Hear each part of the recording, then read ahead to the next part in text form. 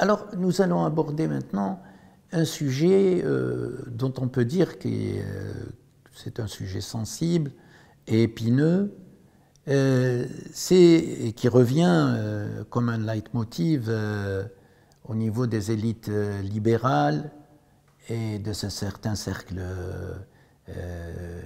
qui dirigent l'économie nationale.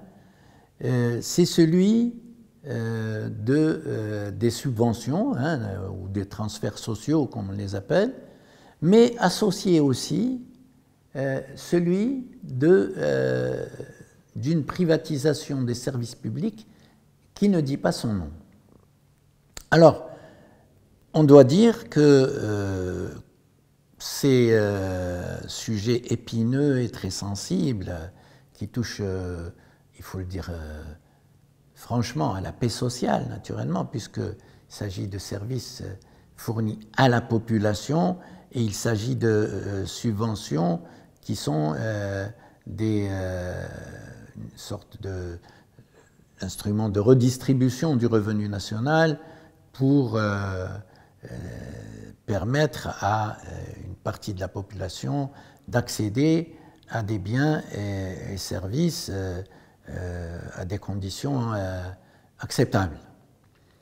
Alors, cette thématique qui revient, elle revient toujours sous un double impératif en apparence, c'est la question de l'efficacité, donc des services publics qui, justement parce qu'ils sont publics, ne sont pas efficaces, c'est ce qui se dit, n'est-ce pas? On ne le dit pas de cette manière-là, mais en réalité, c'est ça l'intention. Et la question des ressources. Nous n'avons pas des ressources, nous avons des ressources trop limitées pour se permettre ce qui est considéré comme des largesses ou presque un luxe social. Alors, on va aborder aussi ces problèmes-là sous ce double angle-là, cet angle de l'efficacité et des ressources. Alors, concernant les subventions,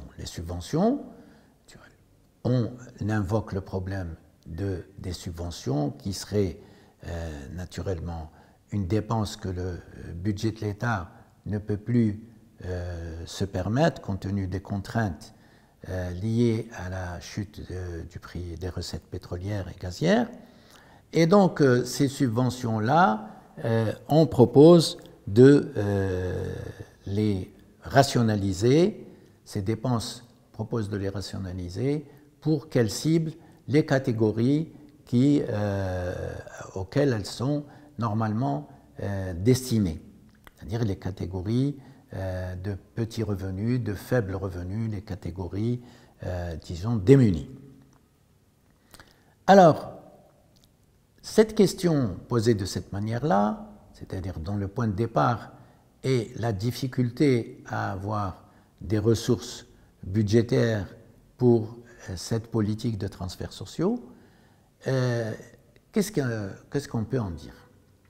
D'abord, les transferts sociaux sont partie intégrante de la politique budgétaire, mais la politique budgétaire n'est pas le seul instrument de la politique économique. N'est-ce pas? La politique économique qui est au service de la stratégie économique et sociale d'un État. Cette politique économique dispose d'instruments qu'on appelle la politique budgétaire, mais à côté, il y a la politique monétaire, la politique des revenus et la politique du commerce extérieur. C'est-à-dire qu'on ne saurait transférer la question de l'équilibre des ressources sur le seul volet des transferts sociaux et de la politique budgétaire. Je m'explique. Tant qu'on n'a pas optimisé nos ressources, c'est-à-dire tant qu'on n'a pas épuisé le volet de mobilisation des ressources, qui est loin d'être épuisé, on est loin d'avoir inspecter, inventorier et exploiter tous les gisements de ressources dont l'État dispose, n'est-ce pas, et qui sont aux mains de la politique fiscale. C'est-à-dire c'est à la politique fiscale d'assurer des recettes fiscales optimales. Et on est loin de l'optimum. Nous savons que le secteur privé représente aujourd'hui 80% du PIB hors hydrocarbures, mais il paye moins de 1% des recettes fiscales. Donc, on est loin de l'optimum des ressources.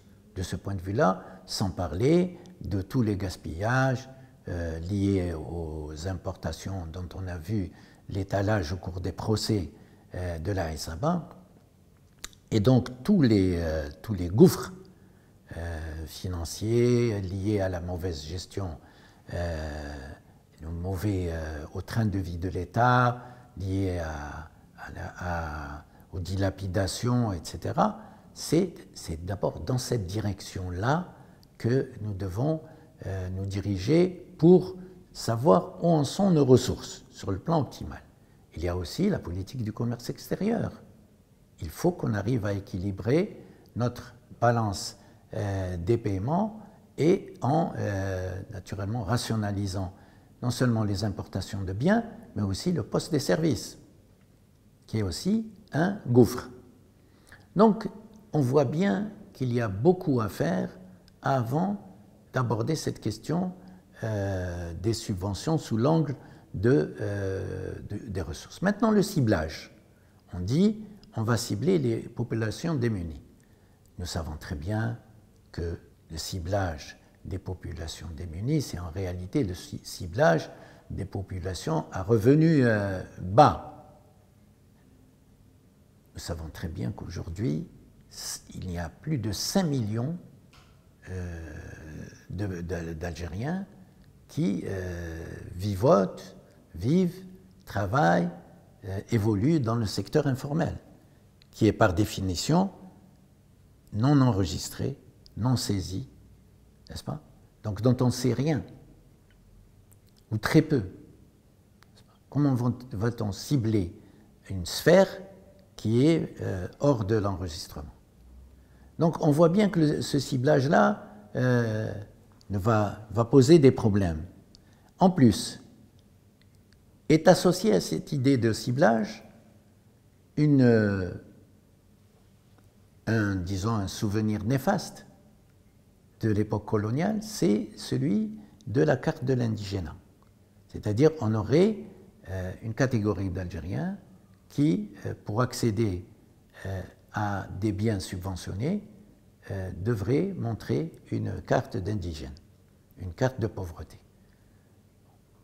On imagine mal que le pays de la révolution de novembre 1954 ne peut pas avoir comme perspective d'instaurer ce qui était la marque infâme, une des marques infâmes du système colonial. Donc, c'est une autre approche qu'il faut développer dans cette direction en ce qui concerne ce problème des subventions. Maintenant, la question des services publics, qui revient maintenant, on veut de nouveau les soumettre à une autre politique de tarification, à des partenariats publics-privés, forme déguisée de privatisation, et donc les services publics partout, c'est-à-dire distribution de l'électricité, distribution du gaz, distribution de l'eau, les télécommunications et les transports. Transports, c'est-à-dire maritimes, terrestres et aériens. Vous voyez bien que c'est toute la sphère des services publics, sauf la santé, mais rien ne dit qu'elle ne va pas être aussi impliquée, dont on veut, qu'on veut soumettre à un système de privatisation déguisée qui a démontré son inefficacité et même ses désastres dans les premiers pays qui l'ont appliqué, notamment l'Angleterre ou la Californie, et qui sont revenus là-dessus. C'est-à-dire que l'idée que efficacité égale gestion privée, elle est archi-fausse. Efficacité, gestion privée des services publics, ça est égal bradage d'une partie des services publics à la population. Ça, on le sait. Là où on a donné la gestion du transport ferroviaire au privé, eh bien, il a supprimé des lignes, il a supprimé des gares. N'est-ce pas? C'est connu. Là où on donne des transports aériens, c'est pareil. Des lignes vont être supprimées, des aérodromes vont être supprimés. Alors, il y en a même qui suggèrent, à travers la Banque mondiale, d'aller vers une sorte de privatisation des ports et aéroports. Je vous laisse deviner qu'est-ce que c'est des outils stratégiques, les ports et les aéroports. C'est-à-dire c'est le modèle grec, imposé à la Grèce par le FMI et l'Union européenne, connu, qui a complètement ruiné la Grèce. N'est-ce pas? Endetté par les banques européennes. Mais l'Algérie n'est pas un pays endetté. C'est-à-dire que même la justification de l'endettement, elle n'a pas lieu d'être. Donc c'est un thème idéologique. Parce que la recherche de l'efficacité, elle est liée aux outils organisationnels, à la formation, à l'introduction du numérique, à l'introduction de nouvelles technologies. Et la tarification, on ne saurait faire évoluer la tarification en fonction des coûts sans regarder la gestion. C'est-à-dire qu'on va rémunérer la mauvaise gestion. Une entreprise comme Sonelgaz peut gérer n'importe comment et elle est assurée que de toute façon les tarifs vont lui assurer de couvrir ses coûts. Même quand elle est en situation de surcoût injustifié.